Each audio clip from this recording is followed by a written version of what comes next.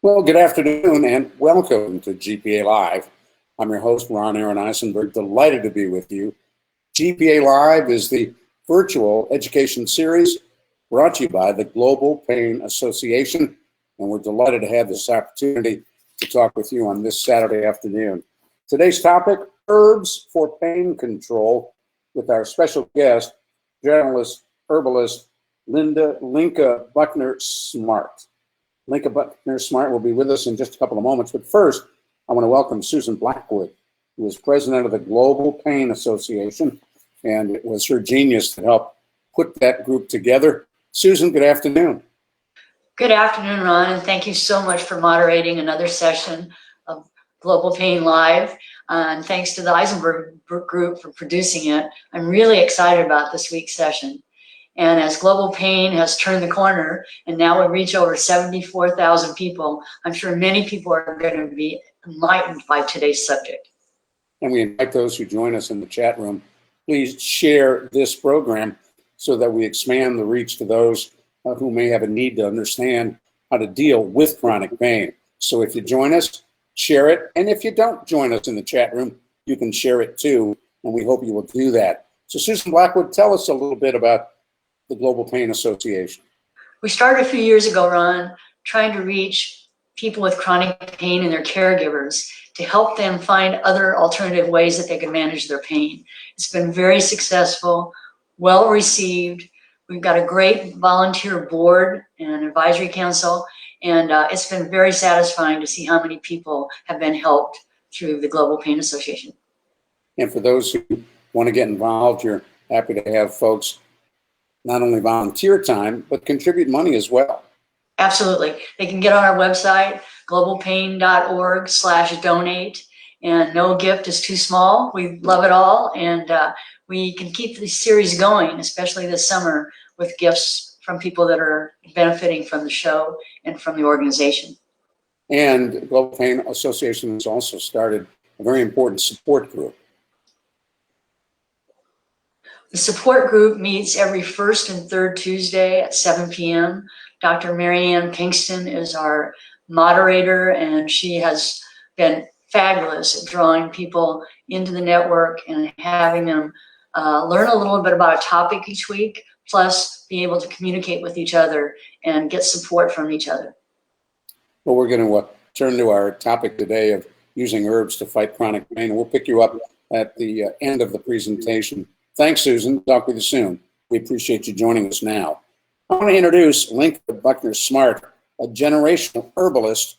She is indeed involved in not only herbal blends, she's an herbal blends master, a natural living consultant, retired Air Force Staff Sergeant, mother of adult triplets. That would explain chronic pain, just that. Degreed in allied health and computer science, and she's had 25 years active experience in creating herbal extracts and blends. And after 11 years of living with debilitating autoimmune arthritis, she spent 5 years fighting the disease process by diet and herbal supplementation. And those efforts were rewarded with remission of her autoimmune arthritis. Rheumatoid arthritis is what she struggled with. And the bonus of losing, are you ready for this? 140 pounds. She's available for one-on-one instruction, which allows clientele to learn how to make herbal blends and remedies at home while learning ways to incorporate herbs and other foods that heal and how to get them into your diet. And let us welcome Linka. Thanks for joining us, Linka Bucknor Smartt. Good to see you. Thanks for having me. Well, sure. And for those who don't know, what is a generational herbalist? A generational herbalist is somebody who comes from a long line of herbalists, somebody who was raised that way. My father was a horticulturist and my mom was a hippie stoner. My grandfather was a naturalist, herbalist. He made blood tonics and serums, and there's cool articles about it. I just come from a long line of people that dig herbs.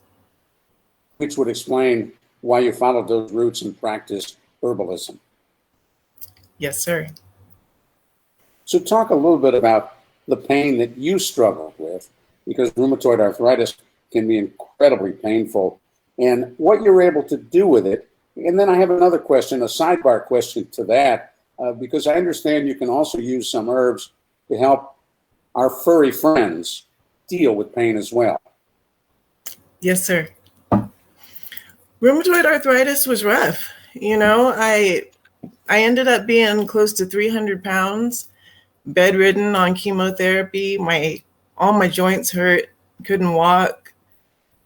And everybody tells you lose weight. That'll make it better.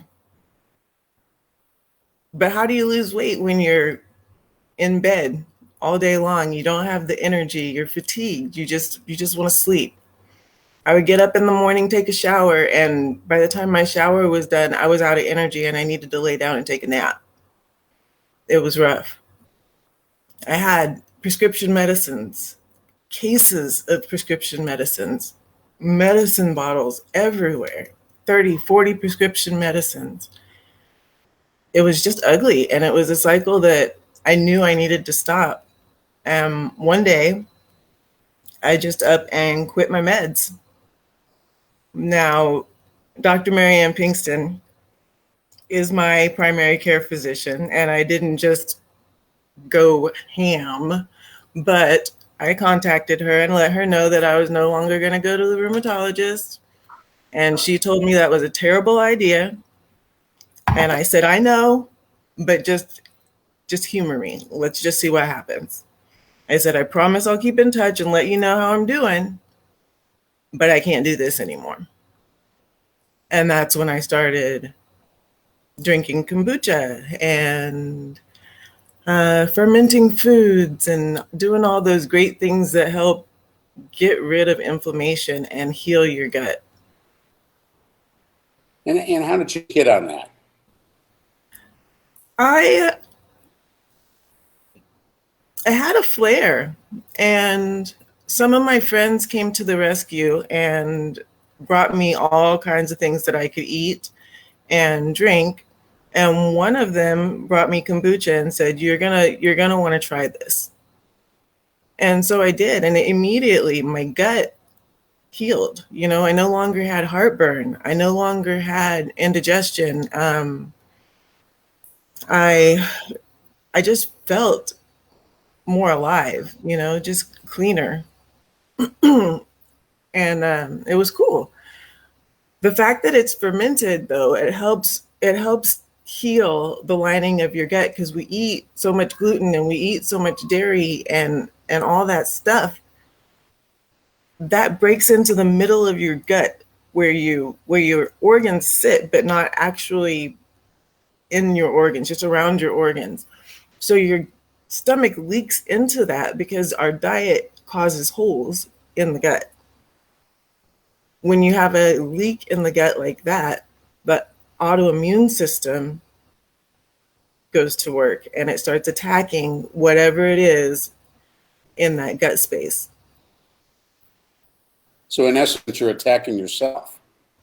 100%. You're 100% attacking yourself, but your immune system goes haywire and everything gets inflamed.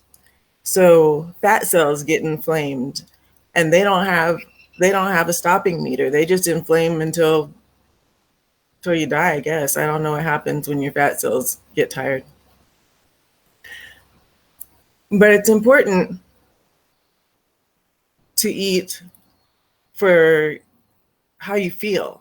I was in so much pain, and I started looking for foods that would help with pain. I spent so much time on Google. I was, Googling autoimmune disease, herbs that help autoimmune disease, herbs that help pain, herbs that help inflammation, natural remedies. And they all seemed like crap, to be honest. But when I looked closer and tried, I noticed that it worked better than the medications. I had swollen ankles, and I drank a cup of tart cherry juice. And when I woke up in the morning, there was no swelling at all. Nowhere, anywhere. It was great. But that never happens when you take Motrin. You know, it might feel a little better, but it's not going to completely resolve the issue like something natural will So or what led you can. to tart? What led you to tart cherry juice? Google. Honestly, people that people that use it swear by it. And if you stumble across the right forum, somebody is crazy saying that you need to take tart cherry juice for your arthritis, and everybody is looking at them like they're crazy, and nobody does it. So one day I just did it, and it worked. And now I'm that crazy lady saying, no, just eat different. You'll feel better. And you can buy that over the counter, tart cherry juice. Yes, sir. You want to make sure it's 100% cherry juice, and they'll sell it that way, just straight cherry juice, because you just never know what the heck else is in your beverages. And some of the other things that you recommend on this slide, in all caps, eat more veggies. Yes, vegetables are so important. You're looking at living organisms that grow, they process sun, they have energy, and they have the same chemical makeup, a lot of them, that we do. So the more plants we eat, the stronger we are, the more power we have. That's our life force. Eating vegetables also, I won't say it cancels out having to drink so much darn water, but your vegetables contain a lot of water. So if I eat 3 cucumbers today, I might only drink 6 glasses of water. You know what I mean? when you when you base your entire diet on vegetables and then figure out, well, what meat are we going to put in, you end up with a lot more variety, and you're able to use the benefits of all these vegetables. So if you're saying, I'm going to add more vegetables to my diet, and you go out to the garden and there's some leaves, and you pick them and you throw them in your saute, because why not? Well, you just added all of the health benefits of whatever plant that was that you threw in there. So if it's passion flower, it might be that your dinner is going to relieve your anxiety. If it's turmeric, it might be that your dinner is going to relieve some pain or inflammation. If it's lemon balm, it might be that you're going to relax and watch a movie and just chill after your day's over. Turmeric, though, is important. When you look at this slide about herbs and pain, turmeric is it. Turmeric is king. Uh, when we look at other cultures that don't have issues with inflammation, you're pretty much looking at the Asian and Indian cultures, the ones that use turmeric as a base in their culinary diet. Black pepper, because we eat it normally, we don't even have to think about it. So usually if we add turmeric to our diet, most of us get enough black pepper in our diet that the turmeric is helped by it. If you don't eat black pepper, though, it's important to mention that black pepper will help your turmeric be more effective. It turns it on in effect. Yes, sir. It will work without it, but you won't be as impressed as you would be if you would just eat some black pepper. Now, we know there's no such thing as the magic bullet, but as I listen to you and we talk off the air, it's clear that turmeric can do a lot for us. Yes. Give us some examples. Turmeric is incredible. Turmeric is great for, I have a friend actually that I gave a tincture to, and she was struggling with inflammation, and I made the tincture for inflammation, and it's based mostly with turmeric and some ginger, black pepper, a little CBD, and some basil and oregano. So I gave it to her and I said, just take this, it's going to help your inflammation, I promise. And she did, and it did help. But what it also did is it helped bring her out of near liver failure. I had no idea that she was in a liver situation at all. But she came back to me and she said, "Oh my God, Linka, my labs are clean. Like my liver is healthy, and the only thing I've changed is taking your tincture." That's pretty cool. It does. It's good. It's even good for like some people put it on their face as like a skin cream because it will even out your skin tone. It helps. It helps with skin discoloration and uneven tone. It helps with scar fading. It's definitely an herb to get to know, and always research. Just because I say an herb is great doesn't mean it's great for you. Try it. See if it works. Google something else. See what somebody else says.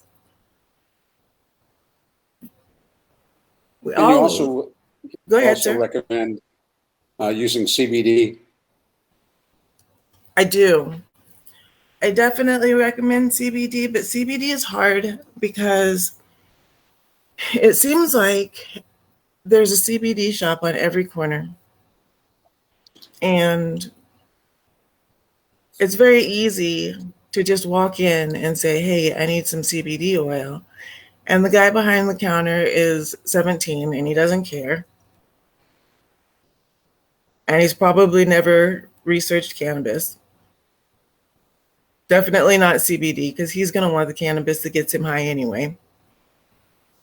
But you go in unarmed and you get an oil from someone uneducated and you bring it home and you take it and nothing happens. And then you do it again. You go to a different store. You go to a different store. I might have spent over $2,000, $3,000 trying to find a CBD oil that worked for me. And none of them did.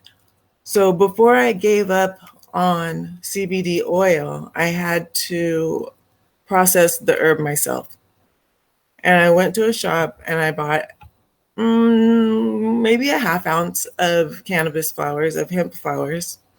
And I brought them home and I processed them the way my old hippie stoner mother used to process her marijuana to make her, her pot brownies and cookies and stuff.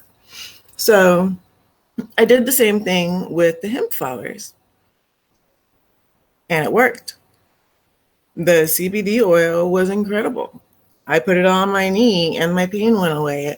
I gave it to my partner and I was like, "Here, try this." And 20 minutes later, she came in the room and she said, "No, stop what you're doing. People need to have this." She said, "This stops pain and people have pain. You need to get this to people." And that's when I started actually putting my feet on the ground saying, "You know what, I need to actually share what I do with people."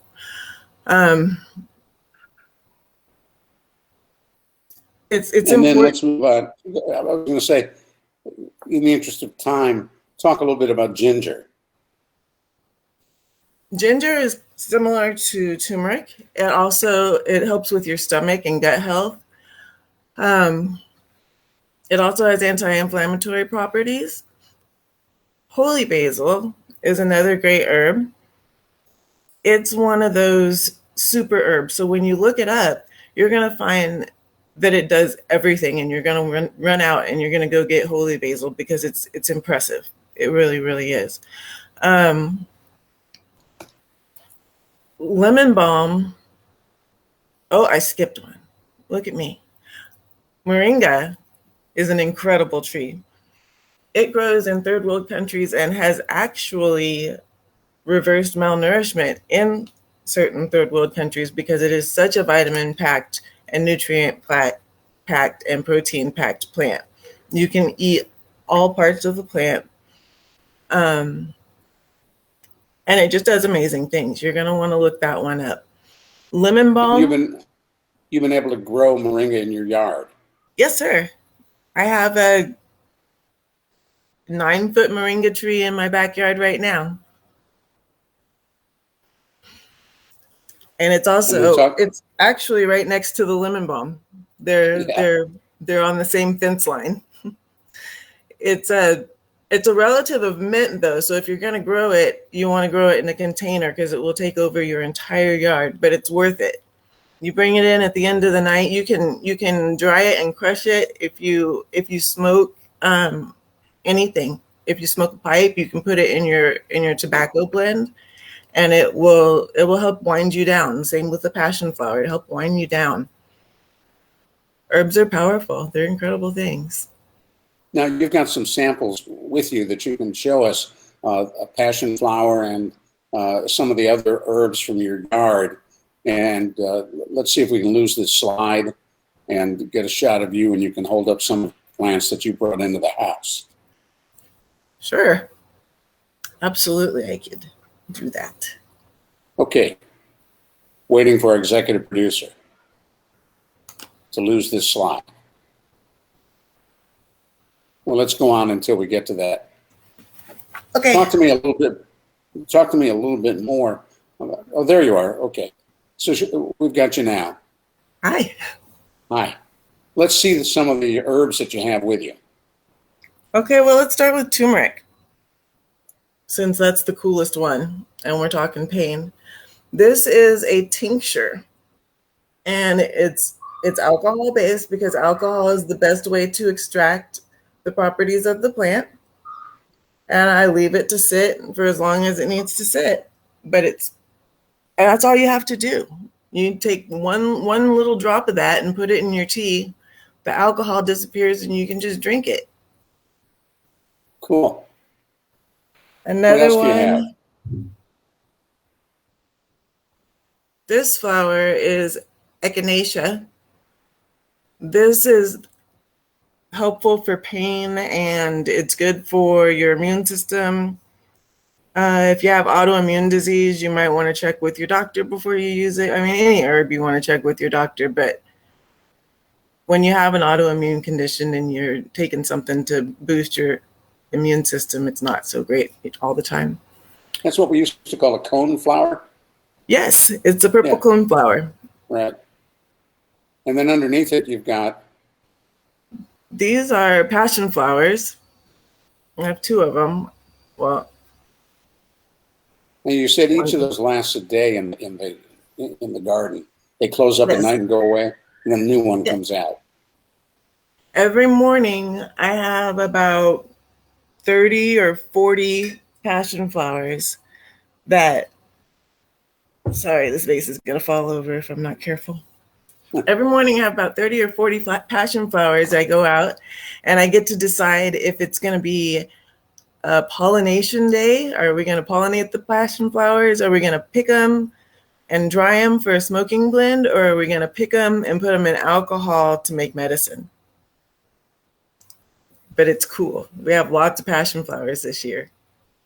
Now, for folks who don't want to smoke and who still want to get the benefit, you said you can dry them and then use them that way. As tea. Yeah. I'm not a tea drinker. You would think as an herbalist that I would be all about herbal teas. And I think they're great, but I just can't drink tea. So for me, it works to mix it into my smoking blend or to put it in a tincture so I can put it in my coffee or just anything that's quick and easy. What haven't we asked you about herbs that you want to share with us? Well, herbs are pretty incredible. I actually have some flowers somewhere. I guess I lost my, no, here they are. And now what are those? These are mullein flowers, and they come from a plant that it grows everywhere. It grows like a weed, and it has leaves like this. They're fuzzy. Oh, wow. And the leaves because they're fuzzy, they work well in a smoking blend too. But this plant will help with ear infections and ear pain. It will help with structural issues, like if your back or your hips are out of alignment, because it has so much power and strength and it builds a giant stalk all the way up. It's one of those plants that just kind of does everything you need it to. It's in my backyard and it's probably 9 feet tall. Wow. Now, When if you're interested in beginning this process, how do you start? Oh goodness. Well, my suggestion would always be talk to an herbalist, because I think it's hard to do it by yourself. It's hard to know what herbs to take. It's hard to know when to take more. It's hard to know how to do it and what's out there and what to research and where to start. So talking to someone and letting them know where you're trying to go, share your goals with someone that can help you get off some pharmaceutical medications. You can make your own remedies. You can take things like a turmeric tincture for inflammation, and as your inflammation starts to go down, you might be able to.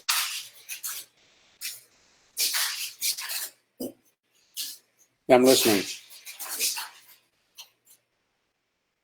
I think we may have lost Linka. She'll reboot and we'll get her back on. In the meantime, we're going to turn to Susan Blackwood. And in the background, you can hear my twins making a whole lot of noise, but we'll do what we can. Susan Blackwood, founder, Global Pain Association. For folks who are interested, you can use all the help you can get. I think you're muted. Hopefully will they be able to see all these fantastic segments that we've had since last May, because they live on there for eternity. They can go to our Facebook page and also see the kinds of extremely important things that these experts have been sharing with us. But we'd like to have people involved, either watching our series, sharing it with other people so that we can increase our viewership. But I just want to thank personally all of our board members and advisory council members for making this possible, and for the Eisenberg Group to every Saturday stick with us and help us produce this, because I know a lot of people are benefiting from it. There we go. I was muted for a moment. I want to thank you for the time, the energy, and the creativity you put into founding the Global Pain Association and making these virtual education programs possible.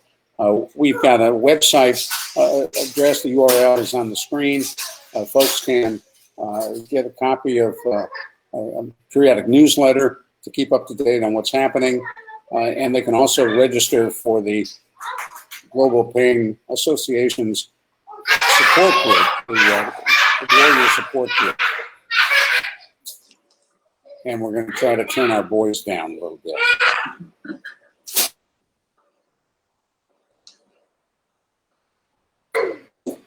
All right, Susan, thank you. I appreciate you coming on. Absolutely. And I want to let folks know next Saturday, June 26th at noon, right here on GPA Live, our topic is hormone role in chronic pain with Dr. Marianne Pinkston. Hormones, their role in chronic pain. And Dr. Marianne Pinkston will be with us next week. Thanks for joining us. We'll see you next week on GPA Live.